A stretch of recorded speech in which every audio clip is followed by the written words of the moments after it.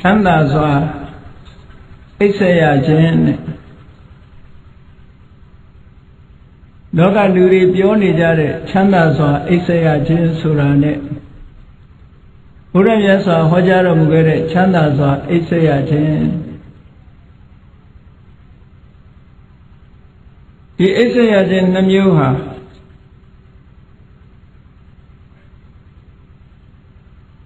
ခြားနာသောရှုထောင့်အမြင်များရှိသဖြင့်ခြားနာသောရည်ရွယ်ချက်များရှိလျက်နေပါတယ်လောကလူတွေပြောနေတဲ့ချမ်းသာစွာအိပ်ဆက်ရခြင်းဟာဘယ်လိုအဓိပ္ပာယ်ရှိပြီးတော့ဘုရားမြတ်စွာဆိုလိုတဲ့ချမ်းသာစွာအိပ်ဆက်ရခြင်းဆိုတာဘယ်လိုအဓိပ္ပာယ်ရှိတယ်လဲဆိုတာဒီကနေ့ညရှင်းလင်းပြီးတော့ဟောပြောကြရအောင်လောကလူတွေဟာနေထိုင်နဲ့ပတ်သက်ပြီးတော့ချမ်းသာဒုက္ခကိုလိုလားကြစာရေးတောက်တာနဲ့ပတ်သက်ပြီးတော့လည်းချမ်းသာဒုက္ခလိုလားကြတယ်အလိုလားဆုံးကတော့လူတိုင်းဟာချမ်းသာတာအိပ်ဆက်ရမှုဟာလူတွေမှာငြိမ်းငြိမ်းချမ်းချမ်းနဲ့ချမ်းသာတာအိပ်ဆက်ရမှုဟာအမြဲတမ်းတန်ဖိုးရှိတယ်လို့ပြောရမှာပါ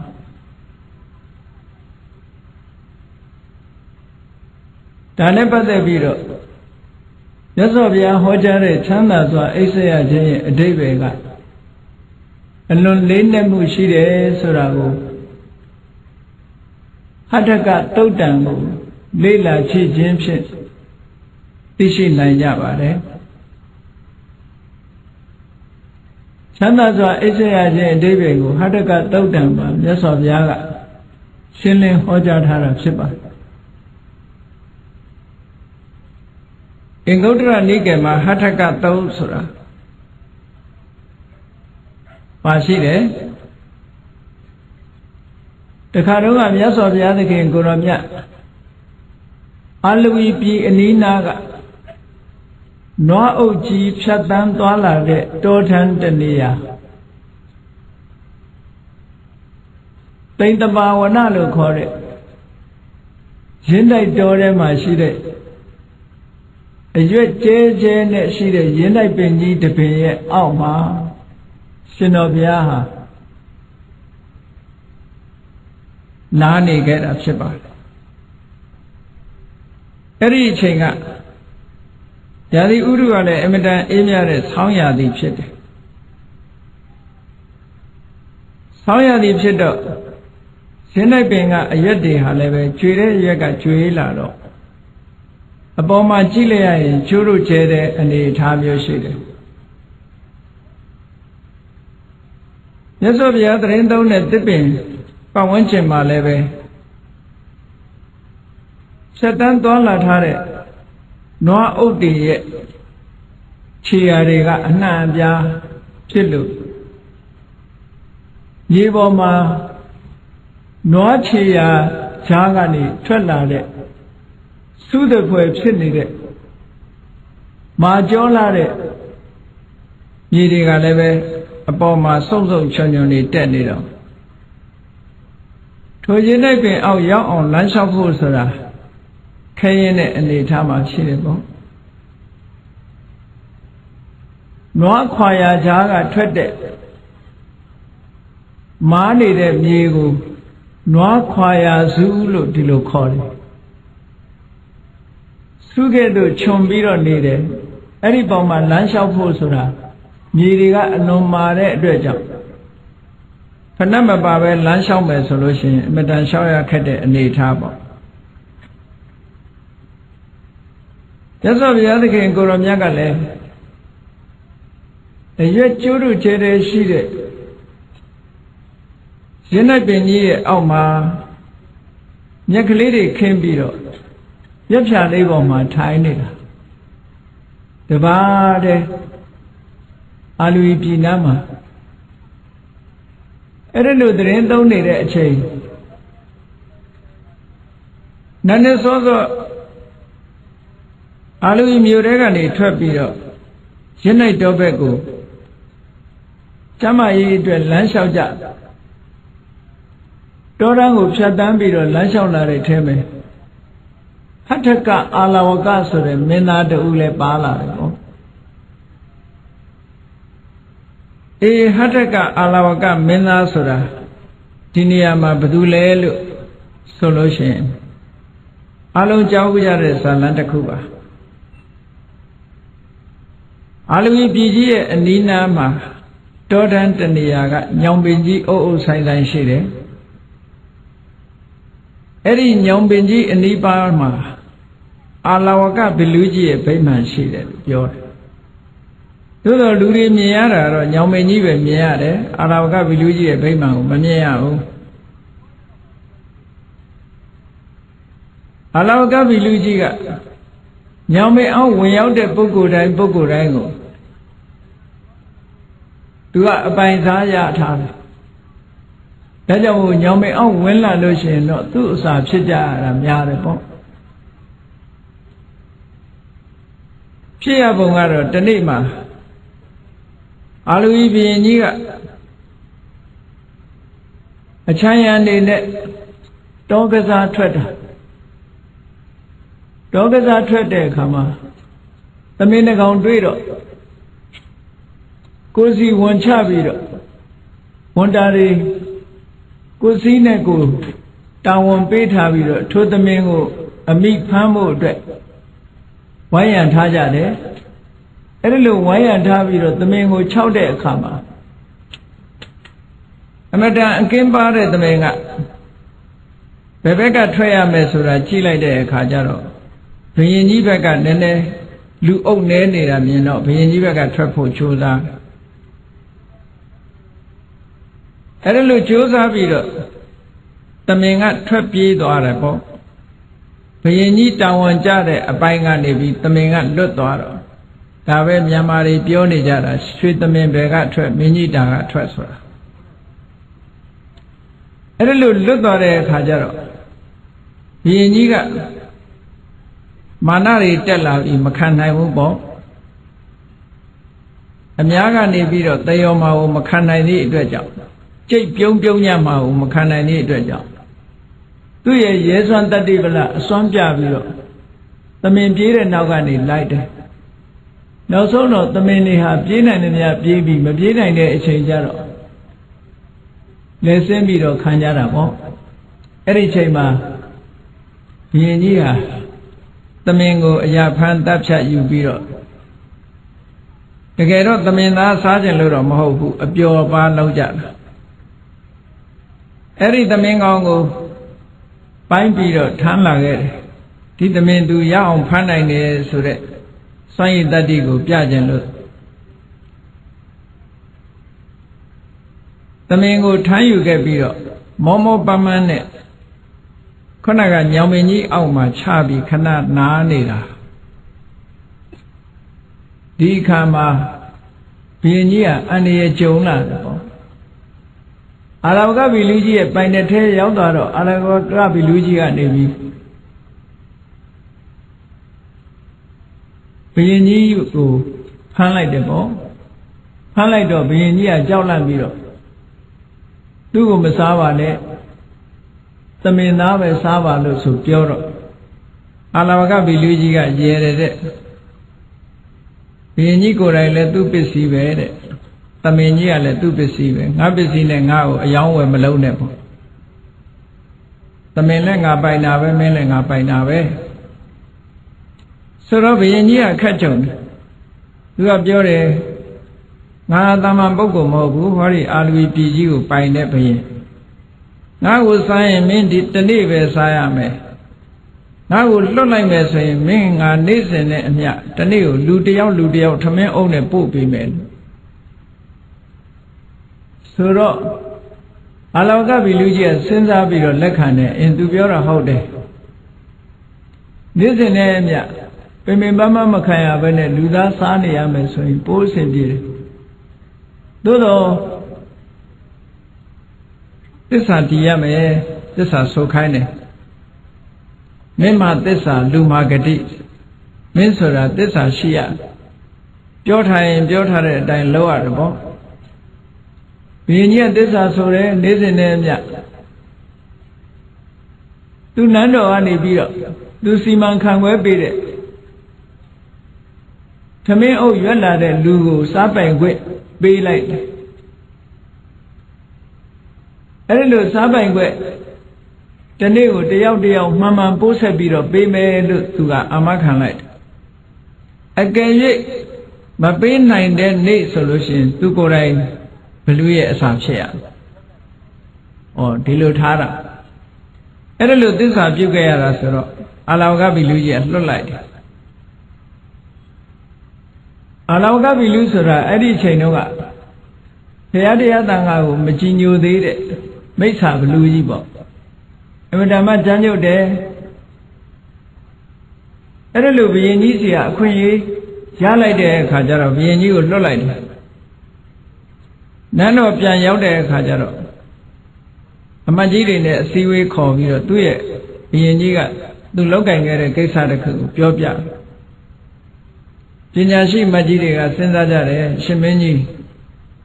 ဒီနေ့တယောက်ပို့မယ်ဆိုတဲ့နေရာမှာရက်အကန့်အသတ်ခေါ်ရှိရလားလို့ဆိုဟာဘုရင်ကြီးကပြောတယ်ငါရက်အကန့်အသတ်မပြောခဲ့မိဘူးဆိုဒါဘုရင်ကြီးရဲ့မေ့လျော့ချွတ်ချုံမှုတစ်ခုပဲရက်ကန့်သက်ချက်မပေးခဲ့တဲ့အတွက်ကြောင့်သူကတစ်သလုံးပေးနေရမယ်အဓိပ္ပာယ်ဖြစ်သွားတယ်အဲ့ဒါနဲ့ထောင်ထဲကလူတွေထုတ်ပြီးတော့တနေ့တယောက်အလောကဘီလူကြီးစီပို့ပေးနေတယ်ထောင်ထဲကလူတွေလည်းကုန်ရောကုန်တဲ့အခါတိုင်းပြည်မှာရှိတဲ့လူတွေတိတ်တဆိတ်လမ်းမှာညထွက်တဲ့ပုဂ္ဂိုလ်တွေဖမ်းဘလူကြီးစီသွားခိုင်းအဲ့ဒါလိုနဲ့လှုပ်လာလိုက်တာနောက်ဆုံးဘုရင်ကြီးကဖမ်းပြီးတော့ဘလူစာကျွေးနေတယ်ဆိုတဲ့သတင်းကြောင့်လူတွေဟာအိပ်ပြင်မထွက်ရဲလောက်အောင်ကြောက်လန့်နေကြနောက်ဆုံးတော့လူရှာမရတဲ့အခါကျတော့ဘယ်လိုလုပ်ရတော့ဆိုဘုရင်နန်းတော်မှာအဲ့ဒီနေ့မှာမွေးဖွားလာတဲ့ဘုရင်သားတော်ကလေးကိုပဲပေးရတော့မယ်လောကလူတွေဟာကိုယ့်အချစ်ဆုံးပဲသားတွေသမီးတွေကိုမိဘတွေကချစ်တယ်ဆိုတာကိုယ့်သဘောချကိုယ့်ရဲ့စိတ်ထဲမှာသားသမီးလေးကိုမြင်နေရလို့ကြည်နူးနေလို့ချစ်တာတကယ်တော့လူတွေဆိုတာကိုယ့်အချစ်ဆုံးပဲအဲ့တော့ကြောင့်မို့လို့မိမိကိုယ်ကိုကာကွယ်တဲ့အနေနဲ့သားတော်ကလေးကိုပဲဘလူးစာဖြစ်ကျွေးဖို့ရပို့ခိုင်းလိုက်ရတယ်အဲ့ဒီနေ့ဒီအာလောဝီဘုရင်ကြီးရဲ့သားတော်လေးဟာတကယ်ပါရမီရှင်ကလေးပဲတာမန်ပုဂ္ဂိုလ်မဟုတ်ဘူးပါရမီကုသိုလ်တွေစီးပူးခဲ့လို့ထူးခြားတဲ့မင်းသားလေးဖြစ်တော့မြတ်စွာဘုရားသခင်ကိုရောမြတ်ကအဲ့ဒီနေ့တရက်ကြိုပြီးတော့အာလဝကဘီလူကြီးရဲ့ဘုံမိမ္မာန်ကိုရောက်ရှိနေတာအဲ့ဒီအချိန်မှာအာလဝကဘီလူကြီးကသူ့ရဲ့ဘုံမိမ္မာန်ထဲမှာမရှိဘူးအစည်းအဝေးသွားနေတယ်ပြန်လာတဲ့အခါမြတ်စွာဘုရားနဲ့ဘုံမိမ့်မှန်နဲ့ရောက်နေတာမြင်တဲ့အခါစိတ်တွေတအားဆိုးတယ်ပေါ့အဲ့လိုစိတ်တွေစားဆိုးလို့တညာလုံးဘုရားကိုလက်နဲ့မျိုးနဲ့ထွက်သွားအောင်ဒုက္ခရောက်အောင်တိုက်ခိုက်မောင်းထုတ်တာမြတ်စွာဘုရားကိုလုံးဝအန္တရာယ်မပြုနိုင်ဘူးအဲ့ဒါလို့မြတ်စွာဘုရားကိုတောင်မောင်းထုတ်လိုက်ရအောင်သူ့စိတ်ကအမတန်မှချမ်းသာတယ်အဲ့ဒါလို့ချမ်းတဲ့အာလဝကဘီလူကြီးကိုမြတ်စွာဘုရားသခင်ကိုရောမြတ်ကလိမ္မာရင်ကျေးအောင်ဤစနစ်တွေကိုအသုံးချပြီးတော့ဆုံးမတော်မူခဲ့တယ်နောက်ဆုံးမှာအာလဝကဘီလူကြီးကသူ့လက်နဲ့ရှိသမျှတွေအသုံးချလို့ဘာမှအစွမ်းမရတဲ့အခါကျတော့ဘာလုပ်လဲဆိုရင်အရှင်ဂေါရမသူများခွင့်မပြုတဲ့အိမ်ထဲမှာကျူးကျူးကြော်ကြော်ဝင်ရောက်နေတာအခုပဲထွက်သွားလိုက်ပါဆိုတော့မြတ်စွာဘုရားကဒီလိုချမ်းသာတဲ့ပုဂ္ဂိုလ်တယောက်ကိုစိတ်ဓာတ်နူးညံ့သွားအောင်ဤစနစ်ကိုအသုံးပြုတဲ့အနေနဲ့သူစကားကိုနားထောင်တဲ့အနေထားသူ့ကိုဆန့်ကျင်မဲ့မလုပ်ဘူးအေးမင်းကမနေစေချင်ဘူးဆိုရင်သွားတာပေါ့ဆိုဘုရားကထားသူစိတ်ထဲမှာဘလို့ထင်တော့တညလုံးကထွက်သွားအောင်ကြိုးစားလိုက်ရတာအမျိုးကြိုးစားတာမရဘူးပေါ့အခုကျတော့လေပြောလို့ဆိုလို့လွယ်သားပဲမနေနဲ့သွားဆိုထသွားတာပဲဆိုတော့အဲ့တော့ငါပြောတဲ့အတိုင်းလှုပ်တာဟုတ်မဟုတ်သိရအောင်လို့ရှင်ဂေါရမပြန်ဝင်ခဲ့ပါအောင်ဆိုတော့ မင်းကဝင်စေခြင်းဝင်ခဲ့တာပေါ့ဆိုမြတ်စွာဘုရားကပြောင်းဝင်လာနောက်တစ်ခါထွက်သွားပါအောင်ဆိုထွက်သွားလိုက်တယ်ဝင်လာခဲ့ပါအောင်ဆိုဝင်လာဘာဖြစ်လို့မြတ်စွာဘုရားကဘလူးခိုင်းတာတွေလုပ်နေရတယ်လဲလို့ဆိုအင်မတန်စိတ်ကျမ်းတဲ့ဘလူးကြီးဟာစိတ်ဓာတ်ကလေးနုညံ့တော့အောင်လိုက်လျောစွာကျင့်ကြံကြိုးကုပ်အထုတ်တယ်ဒီနည်းစနစ်ကလေးတွေကတကယ်မှန်ကန်တဲ့နည်းစနစ်ကလေးတွေပဲစိတ်ကျမ်းတဲ့ပုဂ္ဂိုလ်တွေစိတ်ဓာတ်နုညံ့သွားအောင်လုပ်တဲ့နေရာမှာသူတို့နဲ့လိုက်လျောညီတွေဆန့်ကျင်ဘက်မလုပ်ဖဲနဲ့သူတို့နဲ့လိုက်လျောညီတွေနေတာထိုင်တာဟာလည်းပဲကျမ်းတမ်းတဲ့ပုဂ္ဂိုလ်တယောက်ကိုနုညံ့သွားစေတယ်တဲ့နောက်ကြတော့ကျမ်းတမ်းတဲ့ပုဂ္ဂိုလ်ဆိုတာကျမ်းတမ်းတဲ့စိတ်ကိုသိပြီးတော့မစွန့်နိုင်ဘူးအတော်အသင့်နုညံ့သွားတဲ့အခါနောက်တစ်ချိန်ကျတော့သူ့အတွေးကဘယ်လိုတွေးတော့ဒီတစ်ခါရဟန်းဂေါရမထွက်သွားရင်တော့ခြေတော်နှချောင်းကင်ပြီးတော့ဂင်းငါမြေဟိုဘက်ကန်းထီအောင်ပြစ်မယ်လို့စိတ်ကူးတယ်အဲ့ဒါလို့စိတ်ကူးပြီးတော့ရဟန်းဂေါရမသူ့ဗိမာန်ထဲကထွက်သွားလိုက်ပါလို့ဆိုတော့မြတ်စွာဘုရားကအစွမ်းတတ္တိပြတဲ့အနေနဲ့ငါမထွက်နိုင်ဘူးတဲ့ဘာဖြစ်လို့တော့ဆိုတော့မင်းကငါ့ကိုထွက်သွားလို့ရှိရင်ခြေနှချောင်းကင်ပြီးတော့ဟိုဘက်ပြစ်မယ်လို့မင်းစိတ်ကူးနေတယ်ဆိုသူအံ့ဩသွားတယ်ငါတွေးတာတောင်သိပါလားအင်မတန်တကူကြီးတဲ့ပုဂ္ဂိုလ်ပါလားလို့စိတ်ဝင်စားလာတာအဲ့ဒီအချိန်မှာမြတ်စွာဘုရားကငါ့ကိုခြေနှချောင်းကင်ပြီးတော့ဟိုဘက်ပြစ်နိုင်တဲ့ပုဂ္ဂိုလ်ဆိုတာလောကမှာမရှိဘူးဆိုပြီးတော့ပြောဒါဖြင့်အရှင်ဂေါတမကိုပု္ပ္ပာမေးမယ်မဖြေနိုင်လို့ရှိရင်အရှင်ဂေါတမနှလုံးသားကိုခွဲပစ်မယ်လို့ချမ်းတဲ့စကားဆိုပြန်တဲ့အခါမြတ်စွာဘုရားငါရဲ့နှလုံးသားကိုခွဲနိုင်လောက်အောင်မင်းမစွမ်းတတ်တိမရှိဘူးမင်းမေးခြင်းတယ်ဆိုရင်တော့မေးမင်းမေးတာတွေငါအကုန်ဖြေမယ်လို့အဲ့ဒါလို့ခွင့်ပြုတဲ့အခါမှာမေးခွန်းနေမေးတာသူမေးတဲ့မေးခွန်းတွေကကတ္တဗဘုရားလက်ထက်တုန်းကအမေးနဲ့အဖြေနှမျိုးစလုံးရှိခဲ့တယ်ဒါကတ္တဗမြတ်စွာဘုရားလက်ထက်တုန်းကအမေးနဲ့အဖြေနဲ့ရှိခဲ့တာအဲ့ဒီရှိခဲ့တဲ့ထဲမှာအဖြေတွေမေးခွန်းတွေရဲ့အဖြေတွေကပျောက်သွားတယ်မေးခွန်းတွေပဲကျန်တယ်ဒါကြောင့်မို့ဒီမေးခွန်းတွေကိုသူကသိသိချင်နေတယ်ဘာတွေလဲဆိုတာအဲ့ဒါကြောင့်မို့အဲ့ဒီမှာမေးလိုက်တာဒီနေရာမှာမေးခွန်းနဲ့အဖြေကိုတော့ဘုန်းကြီးတို့မပြောတော့ပါဘူးနော်ဘဝအရေးစိတ်အေးရလေအောင်ဆိုတဲ့တရားထဲမှာဘုန်းကြီးတို့ဟောထားတဲ့ထဲမှာရှိပါတယ်အဲ့ဒီမေးခွန်းနဲ့အဖြေတွေအကြောင်းအဲ့ဒီမှာဒီနေရာမှာပြောချင်တာကတော့အာလဝကကြီးကိုဆုံးမလို့ယဉ်ကျေးပြီးတော့အာလဝကကြီးကဘုရားဘာသာအာလဝကဘီလူကြီးကဘုရားဘာသာဖြစ်သွားတယ်လို့ပြောအမတန်လိမ္မာယဉ်ကျေးပြီးတော့ဘုရားတရားတန်ခါဥဒိဋ္ဌာတွေဘယ်နေရာသွားသွားဘုရားတရားတန်ခါဟောဥဒိဋ္ဌာရှ िख ိုးလေးရဲ့သွားပါမယ်ဆိုတဲ့ပဋိညာဉ်ပေးထားတဲ့အချိန်နန္ဒမိုးတော်အလင်းရောက်တဲ့အချိန်မှာခုနကအာလူဝီဘုရင်ကြီးကသားတော်လေးနဲ့သမင်းအုပ်ကိုပို့လိုက်တဲ့အချိန်ဘုရားကရောက်ရှိနေတဲ့အချိန်လေးနဲ့အမတန်မှကံကောင်းတယ်ဒီမင်းသားလေးဟာအကယ်၍သာမြတ်စွာဘုရားရောက်ရှိပြီးတော့မနေဘူးဆိုရင်ဘလူးစားခံရမယ့်အနေအထားမျိုးရှိတယ်ပေါ့လိမ္မာယဉ်ကျေးသွားလို့ဒီမင်းသားလေးပို့လိုက်တဲ့အခါကျတော့ဘလူးကြီးကသောတာပန်ဖြစ်သွားပြီစိတ်ဓာတ်တွေကမချမ်းတော့ဘူးတတ္တဝါတွေပေါ်မှာကျင်နာတတ်တဲ့စိတ်တွေတနာတဲ့စိတ်တွေမေတ္တာထားနိုင်တဲ့စိတ်တွေဝင်လာသောတာပန်ပုဂ္ဂိုလ်ဖြစ်သည့်အတွက်ကြောင့်ဘုရားတရားသံဃာကိုရိုသေလေးစားမှုကလည်းရှိလာပြီမိမိအသက်ပင်သိလင့်ကစားသူတစ်ပါးရဲ့အသက်ကိုတပ်ဖြတ်မှုဆိုတာလုံးဝမပြုတော့ဘူးဆိုတဲ့အနေအထားကြောင့်အဲ့တော့ဒီသူ့အတွက်အစာဖြစ်လာဖို့တဲ့မင်းသားလေးကိုတတ်ဖို့နေတာရှေးကလူသားတွေကိုလူတွေရဲ့အသက်ကိုတတ်ဖြတ်ပြီးတော့စားတောက်နေတယ်ဆိုတာတောင်သိရမှာသိသွားမှာကိုရှက်တဲ့အနေအထားမျိုးရောက်သွားတယ်ပေါ့အလွန်ရှက်တယ်ဒါသိမှသိဆိုးတယ်သို့တော့မြတ်စွာဘုရားနဲ့အတူတူထိုင်းနေတဲ့အချိန်မှာမြတ်စွာဘုရားအနီးနားမှာထိုင်းပြီးတော့လိမ္မာယဉ်ကျေးစွာနေတဲ့အချိန်မှာဘလူးကြီးကိုမင်းသားလေးနဲ့သမင်းအုပ်ကိုလာပြီးတော့ဆက်တာတဲ့အခါမှာဘလူးကြီးကမ မင်းသားလေးကိုလှမ်းယူလိုက်ပြီးတော့မြတ်စွာဘုရားကိုလှူဒန်းလိုက်တယ်တဲ့အဲ့တော့ဒီမင်းသားလေးဟာမင်းချင်းယောက်ျားတွေလက်ကနေပြီးတော့ဘလူးကြီးလက်ရောက်သွားတယ်ဘလူးကြီးလက်ကနေပြီးတော့မြတ်စွာဘုရားလက်ထဲရောက်သွားတယ်ဘုရားကိုလှူလိုက်တာဘုရားကိုလှူထားတဲ့မင်းသားလေးဖြစ်သွားတယ်ဒါကြောင့်မို့လို့လက်ဆင့်ပြောင်းလာတဲ့မင်းသားလေးဆိုတဲ့အဓိပ္ပာယ်နဲ့ဟတ္ထကလို့ဒီလိုခေါ်တာဟတ္ထဆိုတာလက်ကဆိုတာတော့ခါငယ်ကနေပြောင်းလာတာလက်တစ်ခုကနေပြီးလက်တစ်ခုကိုပြောင်းရွှေ့ပြီးတော့အသက်ရှင်လာတဲ့မင်းသားလေးလို့ဒီလိုအဓိပ္ပာယ်ရတယ်မင်းကြီးယောက်ျားတွေရဲ့လက်ကနေပြီးတော့ဘလူးကြီးလက်ကနေပြီးတော့ဖရာလက်ထဲရောက်ဖရာလက်ကမှတခါမင်းကြီးယောက်ျားတွေလက်ကိုပြန်ပြီးတော့အနှံပေးလိုက်တယ်ဒါကြောင့်မို့ဒီမင်းသားလေးဟာနန်းတော်ပဲပြန်ရောက်သွားတယ်ပေါ့သို့တော်လည်းဘုရားကိုလှူထားတာဖြစ်သောကြောင့်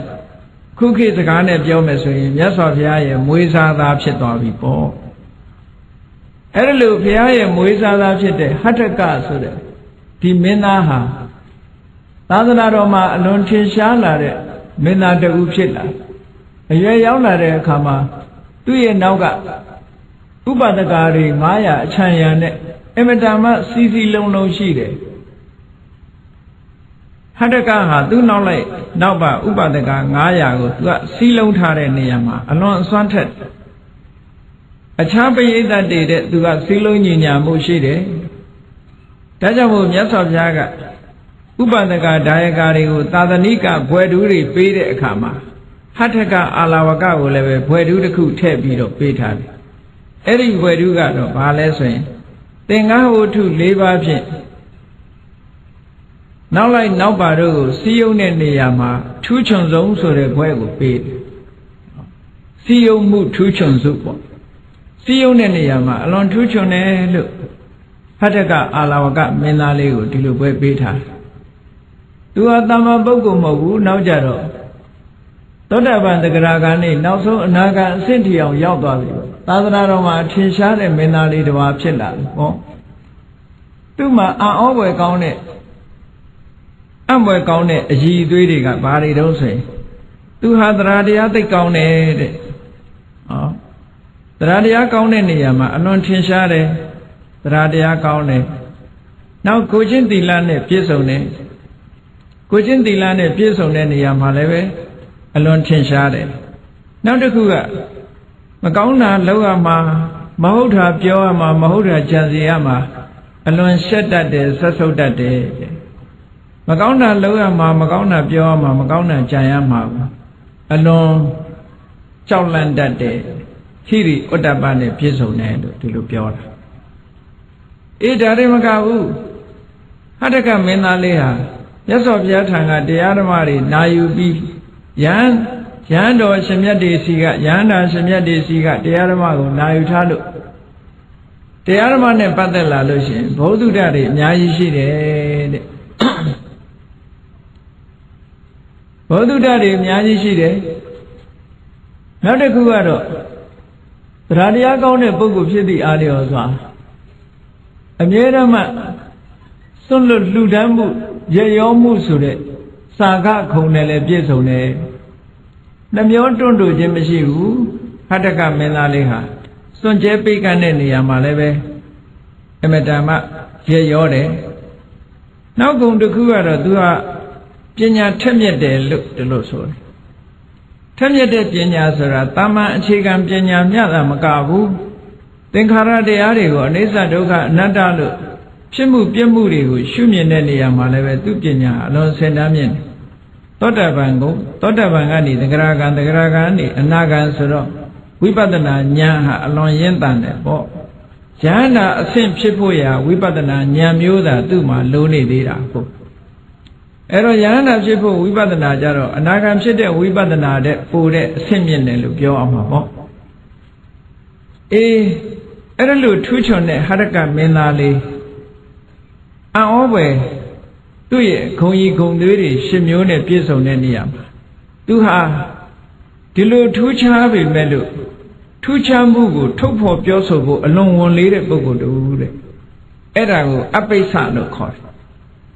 လောကမှာလူတွေကကိုယ်ရှိလို့ရှိရင်ရှိတာတဲ့ပို့ပြီးတော့ကြွားကြင်ကြတယ်ပေါ့အေးဟောဒီဟတ္တကမင်းသားလေးကတော့ဘယ်တော့မှသူ့ရဲ့ဂုံကြီးဂုံသေးကိုထုတ်ဖော်ပြောဆိုဘူးသူ့ကိုဂုံကြီးဂုံသေးကိုသူများသိမှဆိုးတယ်ခက်ကုတ်ကုတ်ရိုးရိုးလေးပဲနေတယ်သူ့ရဲ့ဂုံကြီးဂုံသေးတွေကိုဘယ်တော့မှထုတ်ဖော်ပြောဆိုလို့မရှိဘူးဒါကြောင့်မို့လို့အပိစ္ဆာလို့ဆိုတဲ့ဒီအလိုနီးချင်းဆိုတဲ့ဂုံအင်္ဂါနဲ့လည်းပြည့်စုံတယ်လို့ဒါကဒီပုဂ္ဂိုလ်ရဲ့ပတ်သက်တဲ့အည်အသွေးတွေဟောဒီဟတ္တကမင်းသားလေးဟာသင်္ဃဝတ္ထုတရား၄ပါးနဲ့ပြိဿတ်ကိုစီယုံတဲ့နေရာမှာအမတမထူးချွန်တယ်တခါတော့ကသူ့နောက်လိုက်နောက်ပါပြိဿတ်တွေကစီလုံးညီညီညွတ်ညွတ်နဲ့မြတ်စွာဘုရားစီလာတော့မြတ်စွာဘုရားကအမတန်ညီညွတ်တဲ့သူ့ရဲ့နောက်လိုက်နောက်ပါတွေကိုခြိပြီးဘုရားကဟတ္တကတဲ့ဒီပြိဿတ်တွေကိုဘယ်လိုလုပ်ပြီးတော့စီယုံထားတာတုံးလို့မြတ်စွာဘုရားကမေးတယ်မေးတဲ့အခါကျတော့အရှင်ဘုရားတဲ့မြတ်စွာဘုရားဟောထားတဲ့သင်္ဃဝတ္ထုတရား၄ပါးရဲ့ဤစနစ်အတိုင်းတပြီးတော့စီယုံတာပါ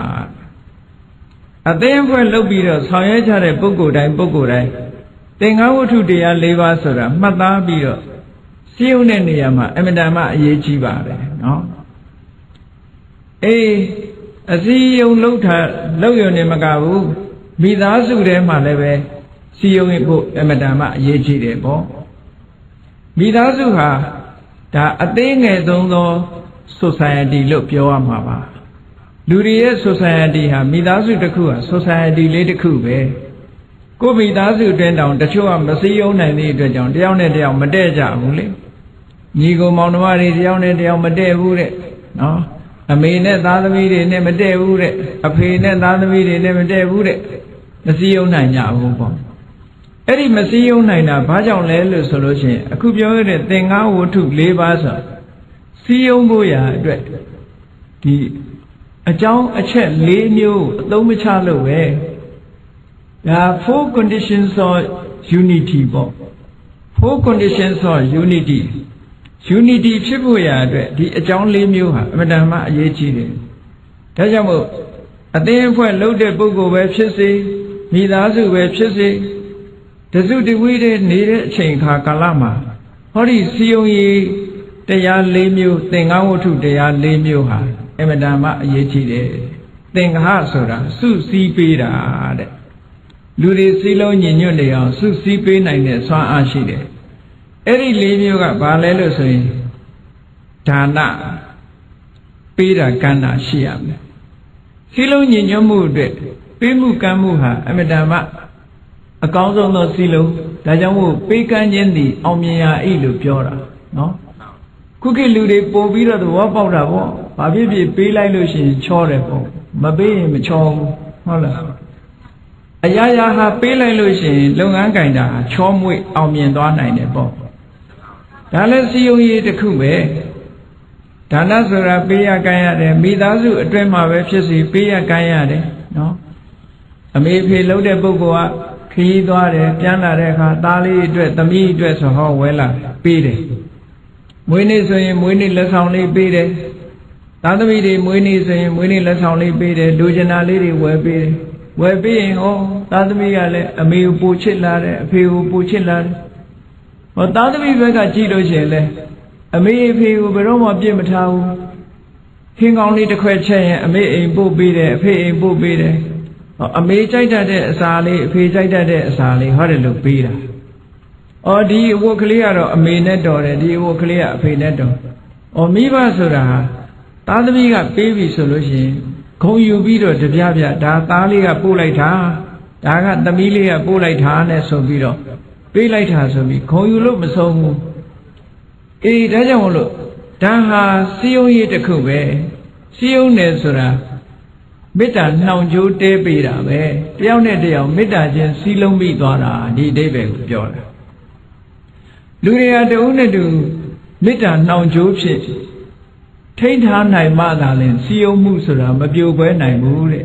မိသားစုအတွင်းမှာလည်းပဲဒီမေတ္တာနှောင်ကြိုးမေတ္တာကြီးထွားလာအောင်လုပ်တဲ့ဤစနစ်ဟာအခုလိုတန်ဖိုးတွေမကြီးလာပေမဲ့လို့ပေးမှုကမ်းမှုလေးကိုမပြတ်လုပ်ပေးရတယ်တဲ့ဇနီးမောင်နှံ2ဦးဆိုလို့ရှိရင်လည်း နော်ယောက်ျားလုပ်တဲ့ပုဂ္ဂိုလ်ကဇနီးကိုလက်ဆောင်ပန္နာပေးတာသူကြိုက်တတ်တဲ့အစာလေးပေးတာဝဲလာတာဟောတဦးနဲ့တဦးဟာမေတ္တာနှောင်ကြိုးကပို့ပြီးတော့ခိုင်မြဲလာတယ်အဲ့ဒါလို့တဦးတူကျင်နာမှုတွေနဲ့ပေးကြကမ်းကြပြီဆိုလို့ရှိရင်ဟောဒီဌာနပေးကမ်းခြင်းဤအောင်မြင်ရာဤဆိုတဲ့အတိုင်းအရေးကြီးဆုံးသောစီလုံးရေးတစ်ခုဖြစ်ပါတယ်အပေါင်းအသင်းထဲမှာအသင်းအဖွဲ့ထဲမှာတဦးတူမှာပေးရတယ်ကမ်းရတယ်အဖွဲ့အသင်းတစ်ခုလှုပ်ထားလို့ရှိရင်ကိုယ့်အိမ်မှာစားစရာရှိဟေးလာကြဟေးတို့အဖွဲ့ဝင်တွေခေါ်ပြီးတော့ကျွေးတယ်နော်ညံ့ညံ့တာရှယ်ယာလှုပ်ကြတယ်ဟောအဲ့ဒီလိုလှုပ်ချင်းဖြင့်ပို့ပြီးတော့စီလုံးမှုတွေရလာနိုင်တယ်ပေါ့ဒါနဆိုတာရှိတာတခါတရံဒါလေးနဲ့လုံလောက်ပြီလားလို့ဆိုမလုံလောက်သေးဘူးပေးယုံကမ်းယုံလေးနဲ့မလုံလောက်သေးဘူးဒါကြောင့်မို့ဒုတိယတစ်ခုမြတ်စွာဘုရားကထပ်ဖြည့်ဟောတယ်ဒါကဘာလို့ဆိုပေယဝိဇ္ဇာကျင်နာတဲ့စကားပြောဖို့ယဉ်ကျေးတဲ့စကားပြောဖို့ချစ်ခင်ပွေရာစကားပြောဖို့လိုအပ်သေးတယ်တချို့ကပေးတာတဲ့ဒီစကားပြောတဲ့အခါမှာကျင်ကျင်နာနာယဉ်ကျေးကြီးပြောတာကိုပူသဘောကျတယ်အဲ့ဒါလို့ယဉ်ကျေးကြီးသဘောကျတော့ဒီအတွက်ကြောင့်မြတ်စွာဘုရားကပေးမှုကမ်းမှုအပြင်တဲ့ပြောဆိုဆက်ဆံတဲ့အခါမှာအကိုအရွယ်ဆိုရင်အကိုလို့ခေါ်ရမယ်ညီလေးအရွယ်ရဆိုရင်ညီလေးလို့ခေါ်ရမယ်အမအရွယ်ဆိုအမနော်တချို့ကျတော့မတန်အရွယ်ကြီးခေါ်တာရှိသေးတယ်ကိုယ်ရဲ့ငယ်ရဲ့သားနဲ့အန်တီလို့သွားခေါ်ရင်ရံဖြစ်ခံမှာပဲအဲ့ဒါနော်ကိုနဲ့ဓာန်တူကြီးသွားပြီးဦးလေးလို့ခေါ်လို့ရှိရင်လည်းဒုက္ခပေးမှာပဲအဲ့ဒါမျိုးသူတန်ရာလေးခေါ်ပြီးတော့ယဉ်ကျေးကျေးပြောဆိုဆက်ဆံမယ်ဆိုလို့ရှိရင်စီလုံးမှုဟာပို့ပြီးတော့အောင်မြင်လာနိုင်တယ်ဒါကြောင့်မို့မြတ်စွာဘုရားကဒုတိယလောက်ရမှာကပေယဝိဇ္ဇာတဲ့စီယုံရေးအတွက်နော်ချစ်ခင်ပွဲရာရှင်ကျေးတဲ့စကားမျိုးနဲ့ပြောဆိုဆက်ဆံရမယ်နောက်တစ်ခုအသုံးပြုရမယ်စီယုံရေးတစ်ခုကဘာလို့ဆိုအဋ္ဌစရိယအဋ္ဌဆိုတာအကျိုးဘုံမို့ကိစ္စစရိယဆိုတာပြုလုပ်ပေးတာတစ်ဖက်သားမှာကိစ္စရှိလို့ရှိရင်ကြည့်ပြီးတော့မနေဘူးတို့တော့မအားသေးဘူးမသွားနိုင်ဘူးဆိုတာမလုပ်ဘူးကိုယ့်အလုပ်ကိုအသာပယ်ထားပြီးတော့သူ့တောင်သူ့အလုပ်သူ့မှာအရေးကြီးတဲ့ကိစ္စရှိရင်ဝိုင်းဝန်းဆောင်ရွက်ပေးကြတယ်တစ်ဖက်သားရဲ့ကိစ္စကိုမနေတတ်ဘူးဝိုင်းပြီးတော့ဆောင်ရွက်ပေးတယ်ဆိုဟိုလူကကျေးဇူးတွေတင်လို့ခိတ္တာတွေတက်ဝင်လာတယ်ပေါ့ဒါကြောင့်မို့အဋ္ဌစရိယဆိုတာလည်းအမတန်အရေးကြီးတယ်ပေါ့တချို့ကချိုသာတဲ့စကားကိုပြောပြီးမဲ့လို့လက်မပါတာရှိသေးတယ်လေအလုံးလုံးဆရာရှိတဲ့အခါကျတော့ရှောင်ဖဲနေလို့ရှိရင်ဒီလူကသူကိစ္စရှိရင်သာသူများကိစ္စရှိရင်ဘယ်တော့မှဆိုမလုပ်ဘူးခေါင်းတိတ်နေတတ်တယ်ဆိုတဲ့အမြင်နဲ့စီယုံရေးဟာပြက်ပြားသွားနိုင်တယ်ဒါကြောင့်မို့မနေဘူးသူများကိစ္စရှိရင်ဝိုင်းဝန်းကူညီဆောင်ရွက်ပေးမှုအဋ္ဌစရိယဆိုတာလည်းပဲစီယုံရေးအတွက်အရေးကြီးတဲ့အရာတစ်ခုဖြစ်တယ်ပေါ့နောက်ဆုံးတစ်ခုကတော့ဘာလဲဆိုရင်တမာနတ္တတာလူတွေဟာတဦးနဲ့တူဆက်ဆံတဲ့အခါမှာထမ်းတူဆက်ဆံဖို့လိုအပ်တယ်တချို့ကတော့မတူမတန်လှုပ်တတ်တယ်မတူမတန်လှုပ်ပြီးတော့အထင်သေးပြီဆိုလို့ရှိရင်မေတ္တာလေးခံသွားနိုင်တယ်ပေါ့ကိုယ်တည်းဘယ်လောက်ပဲငယ်မတူမတန်သဘောမထားဘူးအလေးထားတယ်တန်ဖိုးထားတယ်တန်ဖိုးထားပြီးတော့ဆက်ဆံတယ်မိမိနဲ့ကိုယ်တူထားတယ်အဲ့ဒါလို့မိမိနဲ့ဓာန်တူထားပြီးတော့ဆက်ဆံတတ်ပြီဆိုလို့ရှိရင်စီယုံမှုဟာအောင်မြင်တယ်ဒါကြောင့်မို့မြတ်စွာဘုရားကဒါနပေယဝိဇ္ဇာအဋ္ဌစရိယတမနတ္တတာတဲ့အဲ့ဒီ၄မျိုးဟာတကယ်စီယုံရေးကောင်းတဲ့နေရာမှာ၄မျိုးဖြစ်တယ်ပေါ့ဟောဒီစီယုံရေး၄မျိုးမှာအသုံးမပြုဘူးဆိုလို့ရှိရင်တဲ့မိသားစုအတွင်းတောင်မှမိဘဟာသားသမီးရဲ့အကျိုးမခံစားရတတ်ဘူးမိဘပင်ဖြစ်နေကြစားသားသမီးကမိဘကိုပြစ်ထားတတ်တယ်သားသမီးကမိဘကိုပြစ်ထားသလိုမိဘကလည်းသားသမီးကိုပြစ်ထားအချင်းချင်းအစီမကူကြဘူးပေါ့ဒီလိုဖြစ်တတ်တယ်တဲ့ဒါကြောင့်မို့မြတ်စွာဘုရားကအဲ့ဒီစီယုံရေး၄မျိုးဟာဘယ်လောက်ထိအရေးပါတယ်လဲလို့ဆိုလို့ရှိရင်မြင်းလဲတို့လှဲတို့ဘိန်းကျွတ်မသွားအောင်ဘေးကနေပြီးတော့ဂလန်ကလေးတတ်ထားတာနဗံဆောင်လို့ခေါ်တယ်အဲ့ဒီနဗံဆောင်လို့ပဲအမတန်မှအရေးကြီးတယ်တဲ့ ဆိုလိုတာခုခေတ်ကားဆိုရင်တော့ဒါနတ်ပေါ့နော်ဘိန်းကျွတ်သွားလို့ရှိရင်ဒီကားဟာဆက်သွားလို့မရတော့ဘူးပေါ့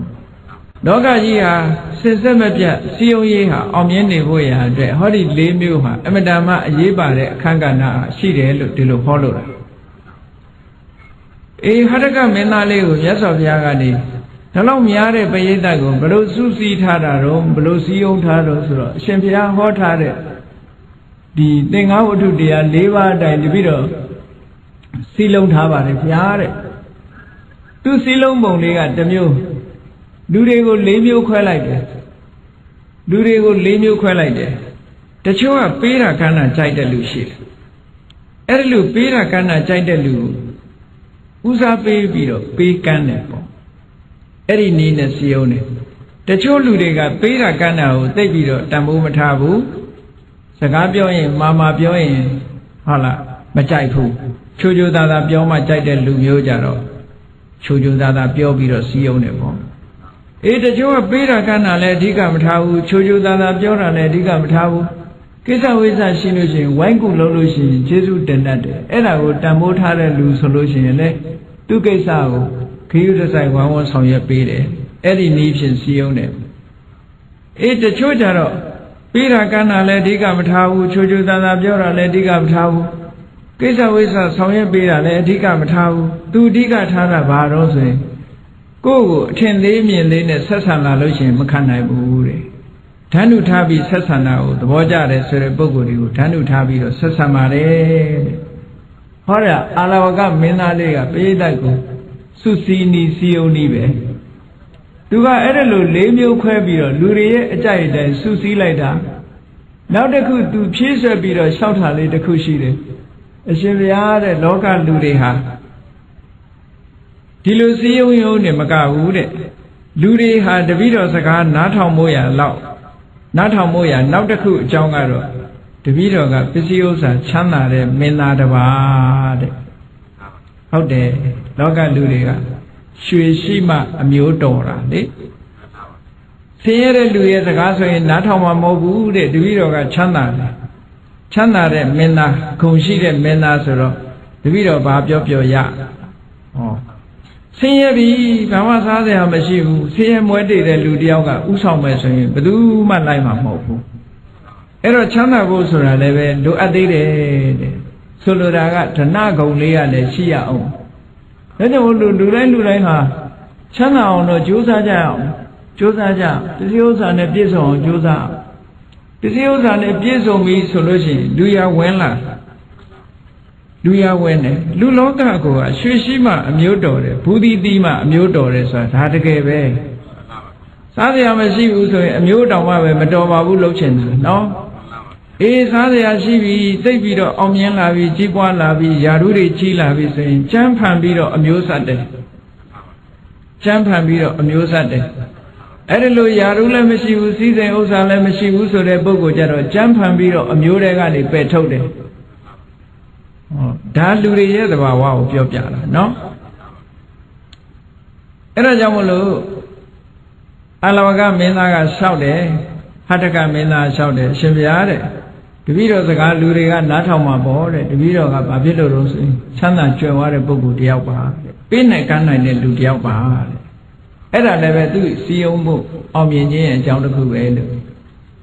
အဲ့တော့အဲ့ဒီမင်းသားဟာတရက်ကြတော့မြတ်စွာဘုရားခုနကသတင်းသုံးနေတဲ့နေရာမနဲ့စောစောသူကအညောင်းပြေညာပြေလမ်းလျှောက်ရင်းကနေဘုရားသတင်းသုံးတဲ့တစ်ပင်ကြီးကဖြတ်သွားတော့ဘုရားကိုမြင်တာပေါ့မြင်တဲ့အခါကျတော့အရှင်ဘုရားတဲ့ချမ်းသာတာအိပ်ဆက်ရပါရဲ့လားလို့မေးတာမနဲ့စောကြီးဆိုတော့အဲ့နေညမြတ်စွာဘုရားအဲ့ဒီတစ်ပင်အောက်မှာပဲသတင်းသုံးတဲ့အနေထားရှိတယ်ပေါ့ဒါကြောင့်မို့မနေ့စောစောသူရောက်လာတဲ့အခါကျတော့ဘုရားထိုင်နေတာတွေ့တော့အရှင်ဘုရားညကချမ်းသာကျင်းရပါရဲ့လားလို့မေးလိုက်တာနော်ကျင်းတယ်ကိန်းဆက်တယ်ဆိုတဲ့ဗမာစကားကိန်းအောင်တယ်ဆိုတဲ့အလားအဲ့ဒီကိန်းကနေပြီးတော့ဘယ်လိုကြောင့်ကျင်းပြောင်းသွားတယ်လဲမသိဘူးနော်ကိန်းအောင်မွေးလျော်ဆိုတာတူဒီတနေရာဒီအာယုံမျိုးမျိုးစိတ်တွေမလွင်ပါစေပဲနဲ့တူဒီနေတာထိုင်တာကိုကိန်းအောင်တယ်လို့ဒီလိုအဓိပ္ပာယ်ရတယ် အဲ့ဒီကနေဆက်ပြီးတော့ဒီကိန်းနဲ့ချင်းနဲ့ဆိုတဲ့စကားလုံးကိုကြည့်ပြီးတော့ဘုန်းကြီးတွေလည်းဘယ်ချိန်ဖြစ်ဖြစ်တကားတွေကလာလို့ရှိရင်ရှင်ဘုရားကျိန်းနေသလားကြီးမေးတာဒါပေမဲ့အဓိပ္ပာယ်ကကျိန်းနေသလားဆိုအိတ်နေသလားဆိုဘုန်းကြီးရဲ့တဏီကုံအိတ်နေတဲ့အဓိပ္ပာယ်ရောက်တယ်ဘယ်ချိန်လာအဲ့ဒါတဘာတဲ့နေရင်တော့အရှင်ဘုရားကျိန်းနေတာလားနဲ့မေးကြတယ်နော်အဲ့ဒီကျိန်းနေတယ်ဆိုတဲ့အဓိပ္ပာယ်ကအိတ်နေတယ်ဆိုတဲ့အဓိပ္ပာယ်မဟုတ်ဘူးတဘာဒီကိန်းအောင်နေတယ်လို့ဒီလိုပြောတာနော်ပฏิတန်လာနဆိုတဲ့စကားလုံးကလာတာတဘာဒီကိန်းအောင်တယ်ဆိုတာအာယုတဘာစိတ်တွေမလွင့်ပွားရအောင်ထိမ့်သိမ့်ပြီးတော့ကမ္မထာဘာဝနာနဲ့နေမယ်ဒီလိုစိတ်ကိုအာယုန်တွေထဲမှာထွေပြားပြီးတော့မသွားအောင်ကမ္မထာအာယုန်တစ်ခုတည်းနဲ့တမာတိလုပ်ငန်းတစ်ခုလုပ်ပြီးတော့နေတာမျိုးကိုကိန်းအောင်တယ်လို့ဒီလိုပြောတာနော်အခုတော့လူတွေဟာဒီအဓိပ္ပာယ်မဟုတ်တော့ဘူးဘုန်းကြီးကျိန်းနေတယ်ဆိုတော့ဘုန်းကြီးတွေကျိန်းတာဆိုအိတ်နေတာလို့အဓိပ္ပာယ်ယူတယ်အဲ့ဒီအဓိပ္ပာယ်ကတော့မမှန်ဘူးပေါ့နော်ကောင်းပြီဒီမင်းသားလေးကမေးတယ်မြတ်စွာဘုရားကိုတွေ့တဲ့အခါရှ िख ိုးဝချပြီးအရှင်ဘုရားချမ်းချမ်းသာသာကျိန်းဆက်ရပါရဲ့လားဆိုတော့မြတ်စွာဘုရားဖြေတယ်အေးငါချမ်းချမ်းသာသာအိပ်ရပါတယ်တဲ့လောကမှာချမ်းချမ်းသာသာအိပ်ရတဲ့အထဲမှာငါဟာတယောက်ပါဝင်ဖြစ်ပါတယ်လို့ဘုရားဒီလိုမိတ်လိုက်တော့အဲ့တော့ तू ကဖြေစေချင်တာဟာအိပ်လို့မရဘူးညာအေးလိုက်တာနေရာလည်းမကောင်းဘူးလေလေးကလည်းတူတိုက်ဆောင်းရသည်ကြီးလည်းဖြစ်တယ်သူဖြေစေချင်တာကတော့ချမ်းချမ်းသာသာမအိပ်ရဘူးလို့ထင်ပြီးမေးတဲ့အမေကိုဘုရားကဖြေလိုက်တာအေးချမ်းချမ်းသာသာအိပ်ရတယ်တဲ့ချမ်းချမ်းသာသာအိပ်ရတဲ့ထဲမှာငါလည်းတယောက်ပါဝင်ဖြစ်တယ်လို့ဒီလိုဖြေလိုက်တော့သူကမင်းသားလေးကဒီအဖြေကိုမကျေနပ်လို့ဆက်ပြီးတော့မေးတယ်အရှင်ဘုရားတဲ့ရာသီဥတုကြီးကလည်းဆောင်းရသည်ကြီးတဲ့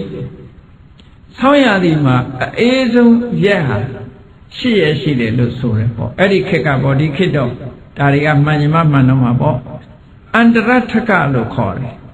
အန္တရအထကဂျားရှိရဂျားရှိရဆိုတာတဘူတွဲတပေါင်းနှစ်လအကြာရှိရဟာအေးဆုံးပဲလို့ဆိုတာဒီနေရာမှာတဘူတွဲတပေါင်းဆိုတဲ့နေရာမှာဒီဗမာတွေရဲ့လရေတွက်ပုံနဲ့ဘုရားမြတ်စွာလက်ထက်ကလရေတွက်ပုံကမတူဘူးဆိုတာကိုသတိထားဖို့လိုတယ်ပေါ့အဲ့တော့အေးဆုံးရှိရဟာဘယ်ဟာလဲလို့ဆိုရင်တဘူတွဲလမပြည့်မီ4ရက်နဲ့တဘူတွဲလပြည့်အပါဝင်နောက်က4ရက်အဲ့ဒီရှိရဟာအေးဆုံးလို့ဒီလိုပြောတယ်နော်အန္တရထကဆိုတာဂျားရှိရဆိုတာတဘူတွဲလပြည့်ဟာအေးဆုံးဒါကြောင့်မို့လို့ဗမာတွေဟာတဘူတွဲလပြည့်နေဆိုလို့ရှိရင်မိဘုံပွဲကျင်းပပြီးတော့မြတ်စွာဘုရားကိုလှူကြတယ်ပူဇော်ကြတယ်ဒီအချိန်မှာကြွကြွပြားတောင်အေးလို့ဘုရားလည်းအေးမှာပဲဆိုပြီးတော့နော်နသာထင်းနေနဲ့မိခင်မိုးရာအတွက်ရည်မှန်းပြီးတော့လှူဒန်းလေးရှိကြတယ်ပေါ့ဗမာပြည်မှာတော့အခုပွဲတစ်ခုတိုးတာကတော့ထမနေပွဲပေါ့အဲ့တော့မိဘုံပွဲဆိုတာဒီနသာထင်းနေနဲ့ဘုရားကိုမိပူဇော်တဲ့ဟာအမတန်မှအေးတဲ့အရက်ကိုအချိန်ကိုအတိမပြုတဲ့အနေနဲ့မြတ်စွာဘုရားကိုမိအိုးကင်းနေနဲ့မိဖို့ပြီးတော့လှူတဲ့သဘောပေါ့အဲ့တော့အေးဆုံးရှိရဆိုတဲ့နေရာမှာတဘူရဲလာပြီဆိုတာဗမာပြည်ကတဘူရဲလာပြီလို့သုံးတာဟာကောင်းကင်ကလာကြီးကတော့ပြည့်တယ်ဒါပေမဲ့လို့ရက်30ဖြစ်တဲ့လကမပြည့်သေးဘူးလာပြီဆိုတဲ့အဓိပ္ပာယ်ဟာကောင်းကင်ကလပြည့်တာကိုပြောတာမြတ်စွာဘုရားလက်ထက်တုန်းကလာပြီဆိုတဲ့နေရာမှာကောင်းကင်ကလလည်းပြည့်တယ်ရက်30လလည်းပြည့်တယ်ဒီလိုယူရမှာကောင်းကင်ကလပြည့်တယ်လို့ရက်30လလည်းပြည့်တယ်လို့ဆိုတော့ဒီတဘူရဲတပေါင်း2လအကြာရှိရဆိုတဲ့နေရာမှာတဘူရဲလပြည့်နေ့အပါဝင်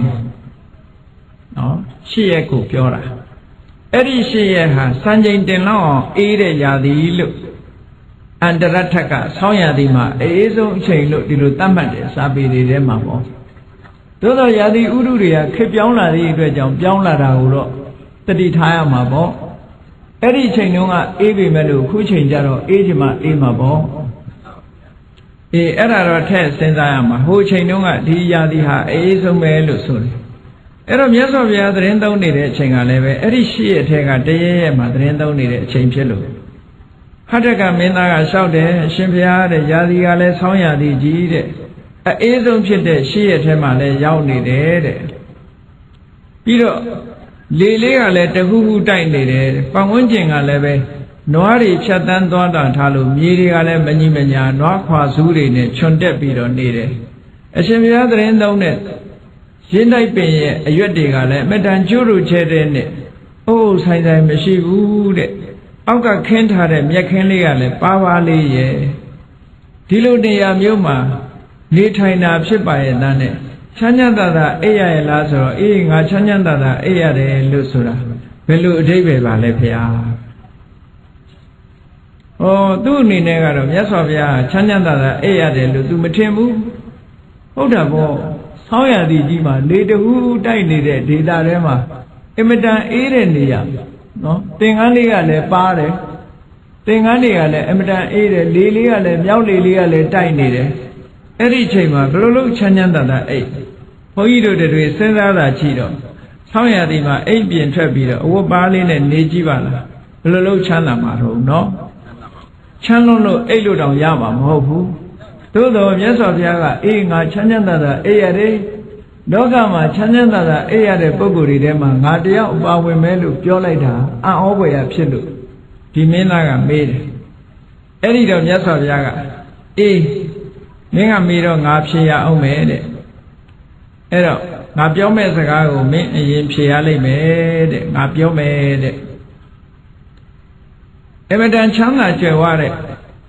The Tida, Tomo, the tea. The tea and the Tida. Lapa Sanjay, Tajiku, Tetare. The Gari let us entare, Leda Urini does entare. Even Dama Kanganana solo tare, Eri die a year. Eri die a nema are. Muishi Kozoji Kenta Bido. Keisaya Talon Yangzongale, Emedama Kanare, Kukelo solution, Sofaji nebo, no? Sofaji net. Emadama is a Nyanyore, Eyaboma. A Kanga Lilo Molo is a Nyanyore, a Sendamian Eyajiboma, 8. Bega Leve Sanili Yaugani, Chayambido, Pusuni, Tanya Lone Simigali Tontare. Edilu Eyamuma, Iseniare, the Tizaha. Mimbelu Tendale, Ediluha, the Chanyanda, Eyamelu Mintinala, Lusuro. Siviare. Edilu season mune seated the Tida, Dilu Chini Muma, Eyames, alone Chanyanda, Eyama Chipane. Nina shout. Da Loga Ludiga, da has Rinjare Luba Yusama. Edilu Eyam Yuma, Elia Luce, Zinjare Lua Biojame, Chanyanda, Eya Lua Biojama.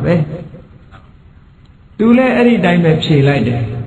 Editor Yasov Yaga, Chanyanda, Isaya Jen, David, Dimina Nale on Tapido Shimbia. Yasov Ya, Juru Jeren, Dipping Outmat,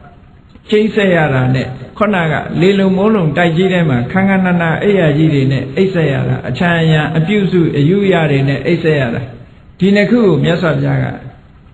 Loga, I mean, Avian Chive solution, Pia Isayara, Sayere. Konaga, the Hida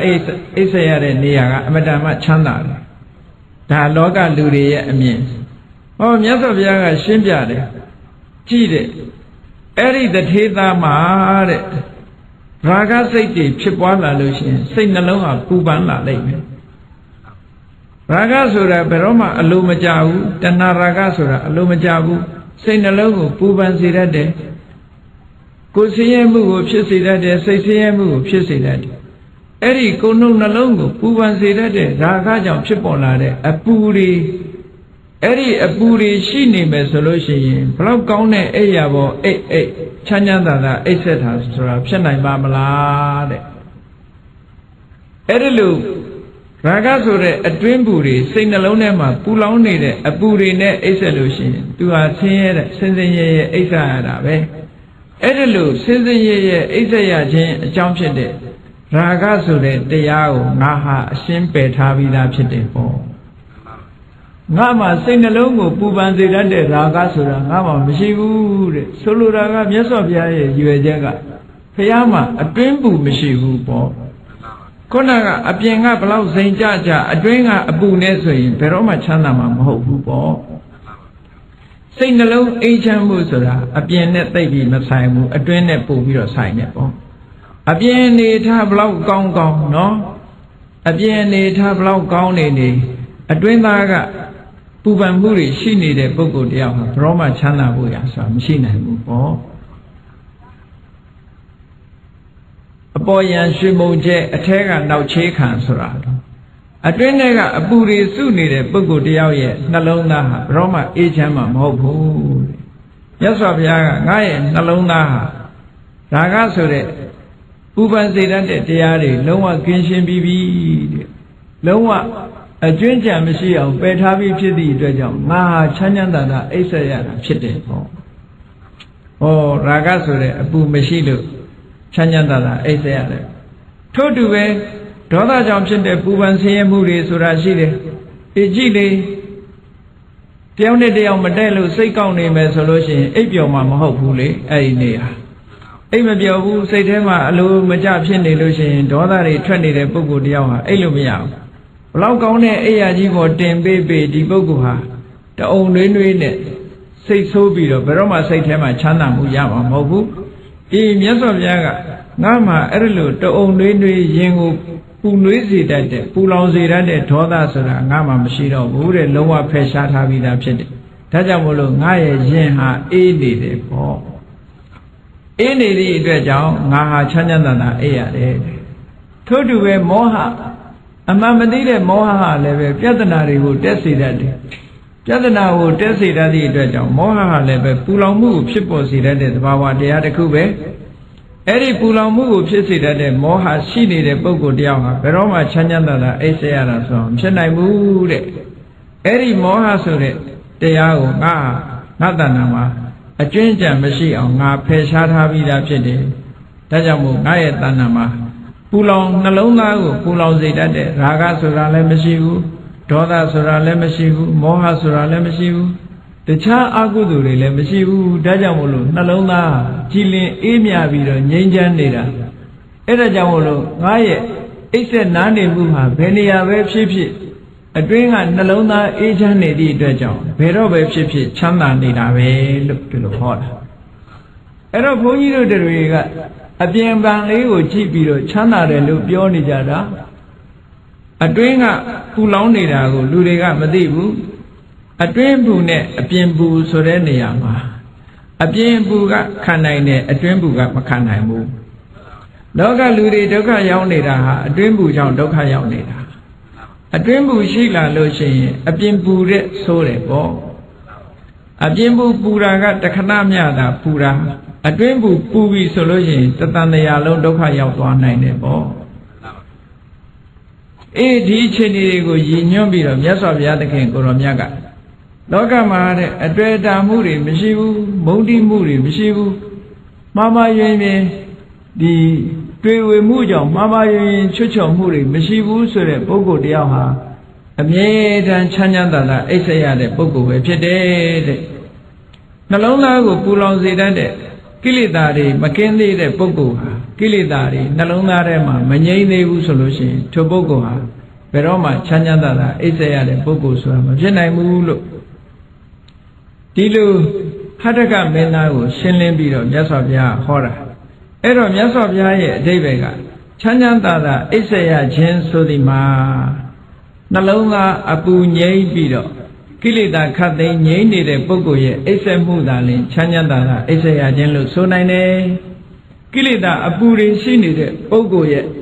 အစဉ်တမ်းမြင့်တဲ့အိယာကြီးတွေပေါ်မှာအိပ်ပြီးတော့အပြင်ပန်းအပြင်ဇိမ်ကြတယ်ချမ်းသာတယ်လို့ဒီလိုထင်ရတော့လေအတွင်းပူတွေနှိမ့်ဆက်နေသည့်အတွက်ကြောင့်ပူလောင်မှုတွေနဲ့လုံးဝနေရလို့သူ့ရဲ့စိတ်နှလုံးဟာအေးချမ်းမှုမရှိဘူးစိတ်နှလုံးအေးချမ်းမှုမရှိသည့်အတွက်ကြောင့်အဲ့ဒီပုဂ္ဂိုလ်ဟာချမ်းသာတာအိပ်ဆက်ရတယ်ဆိုတဲ့အဓိပ္ပာယ်မရပါဘူးတဲ့စင်စင်ရဲရဲပဲအိပ်ဆက်ရပါတယ်တကယ်လည်းပဲလောဘဒေါသမောဟဆိုတာတွေရဲ့အနောက်အချက်ကြောင့်ထိုပုဂ္ဂိုလ်ဟာဘယ်တော့မှချမ်းသာတာအိပ်ဆက်ရမှာမဟုတ်ဘူးစိတ်ထဲမှာအလိုမကျမှုတွေနဲ့လုံးပန်းပြီးတော့အလိုမကျတွေနဲ့ထွေးလုံးပြီးတော့စိတ်နှလုံးဟာပူလောင်နေသည့်အတွက်ကြောင့်စိတ်ငြိမ်းချမ်းမှုဆိုတာလုံးဝမရနိုင်ဘူးတဲ့ ဒါကြောင့်မို့မြတ်စွာဘုရားသခင်ကိုရောမြတ်ကချမ်းသာစွာအိပ်စက်ရတယ်ဆိုတဲ့တကယ်အဓိပ္ပာယ်ဟာနှလုံးသားအေးချမ်းမှုရှိမှချမ်းသာစွာအိပ်စက်ရတယ်ရာဂဒေါသမောဟစတဲ့ကိလေသာတွေချုပ်ငြိမ်းမှသာလျှင်တကယ်ကိုအေးချမ်းတယ်ဆိုတာကိုပြောလို့ရမယ်ချမ်းသာစွာအိပ်စက်ရတယ်ဆိုတဲ့ပုဂ္ဂိုလ်ဟာတကယ်ကိုရာဂဒေါသမောဟငြိမ်းချမ်းတဲ့ပုဂ္ဂိုလ်မှသာဖြစ်နိုင်တယ်ပေါ့လောကလူတွေဟာမအိပ်ရလို့အိပ်ဆေးတောက်ရတဲ့ပုဂ္ဂိုလ်တွေရောမရှိဘူးလားစိတ်ငြိမ်သေးဆိုပြီးတော့တောက်နေရနှလုံးသားအပူတွေအကြောင်းမလို့တညာလုံးအိပ်မပျော်ဘူးတဲ့တောကတွေဖြစ်နေလို့တညာလုံးအိပ်မပျော်ဘူးတဲ့အဲ့ဒီအပူတွေကြောင့်အိပ်မရလို့အိပ်ဆေးတောက်ပြီးတော့အိပ်ကြနေရတယ်ဒါဟာတကယ်အဖြေမဟုတ်ဘူးတကယ်အိပ်ဆေးကတော့မြတ်စွာဘုရားရဲ့တရားတော်ဟာဖြစ်တယ်ပေါ့ဘယ်ချိန်ဒီတရားတော်ကိုလိုက်နာကျင့်ကြံကြိုးကုပ်အားထုတ်မယ်ဆိုရင်လောဘတွေလျှော့ချနိုင်မယ်ဒေါသတွေလျှော့ချနိုင်မယ်မောဟတွေလျှော့ချနိုင်မယ်နောက်ဆုံးလောဘဒေါသမောဟတွေကင်းပြီးတော့နှလုံးသားရဲ့ပူလောင်မှုတွေအကုန်ကင်းသွားရင်ဘယ်နေရာမှာပါနေစိတ်နှလုံးဟာအေးချမ်းနေမှာပဲဖြစ်တယ်ဒါကြောင့်မို့တရားချစ်ခင်သူတော်စင်ပြိဿအပေါင်းတို့သည်တို့တွေဟာစိတ်နှလုံးအေးချမ်းသာယာမှုရှိမှသာလျှင်ချမ်းသာစွာအိပ်စက်ရတယ်ဆိုတဲ့အဓိပ္ပာယ်ကိုအပြည့်အဝရကြမှာဖြစ်တယ်တမန်အားဖြင့်ကြည့်ပြီးတော့တို့တွေဟာချမ်းသာစွာအိပ်စက်ရတယ်လို့ဖြေလို့ရှိရင်မပြည့်စုံတဲ့စကားမျိုးသာဖြစ်တယ်ပေါ့အဲ့ဒါလို့သဘောကျပြီးတော့တို့တွေဘာလို့ရမလဲချမ်းချမ်းသာသာအိပ်စက်ရခြင်းရဲ့အဓိပ္ပာယ်ပြည့်စုံအောင်ဘာလို့ရမလဲနှလုံးသားကိုပူလောင်စေတတ်တဲ့